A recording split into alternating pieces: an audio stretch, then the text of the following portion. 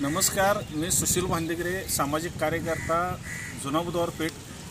आम्ही काही 2 वर्ष झालं या महानगरपालिका आयुक्तांना सांगत होतो की पंचगंगा नदीचं प्रदूषण थांबलं पाहिजे।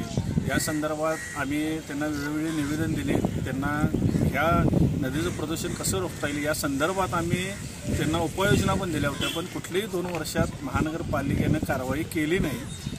1 महिन्यापूर्वी आमची हिंदुत्ववादी संघटना आणि महानगरपालिकेचे अधिकारी, उपायुक्त यांच्याबरोबर मीटिंग झाली की पंचगंगा नदीमध्ये गणपती विसर्जित करण्यासंदर्भात। त्यावेळी तिने सांगितले की आम्हाला कोर्टाचा आदेश आहे आणि नदीमध्ये न करता कायलीमध्ये गणपती विसर्जित करा। पण आम्ही हिंदुत्ववादी संघटना आम्ही ठाम होतो की गणपती हे आम्ही वाहत्या पाण्यामध्ये प्रवाहित करणार।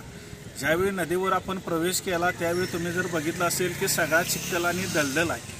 हे पावसाचं पाणी नसून गटरीचं पाणी, जे नाल्याचं पाणी जामदार क्लब मार्गे येते नदीवर, ते तिथं साठलं जाते। आणि ह्या संदर्भात पण आम्ही महापालिका अधिकाऱ्यांना, आयुक्तांना आम्ही कळवलं होतं की ह्याच्यावर लवकर उपाययोजना करा।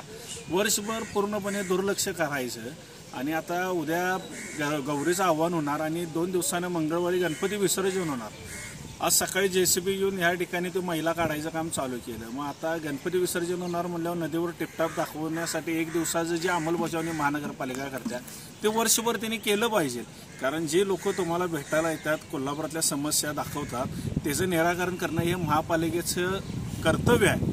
आता ह्या ठिकाणी आम्हाला एवढंच सांगायचं आहे की नदीचं पाणी वाढलेलं आहे, वाहतं पाणी आहे आणि ह्या पंचगंगा नदीमध्ये गणपतीच्या घरगुती मूर्ती विसर्जित व्हाव्यात, ज्या प्रवाहामध्ये पाण्यामध्ये जाऊन ते विसर्जित होतील, जेणेकरून ह्याच्या मागं जे 25-30 वर्ष आपण पंचगंगा नदीमध्ये गणपती विसर्जन करत होतो, याच पद्धतीनं आता ह्या नदीमध्ये विसर्जन झालं पाहिजे। उद्या येऊन पोलीस प्रशासन आणि महानगरपालिकेनं कुठलंही बॅरिकेड मारू नये, आडकाठी करू नये आणि जे नागरिकांना गणपती विसर्जन नदीत करायचं ते नदीत करतील, ज्या लोकांना मूर्ती दान करायची आहे किंवा कायलीमध्ये विसर्जन करायचे ते करतील। कुणालाही दडपशाही नाही, पण वाहत्या पाण्यामध्ये गणपती विसर्जित करण्यापासून आम्हाला कोणी रोखू शकणार नाही। आणि आम्ही नागरिकांना आवाहन करतो की पाण्याचं पात्र वाढलेलं आणि या वाहत्या पाण्यामध्येच सर्वांनी आपल्या गणपतींना विसर्जन करावं। या ठिकाणी आमची कळकळीची विनंती।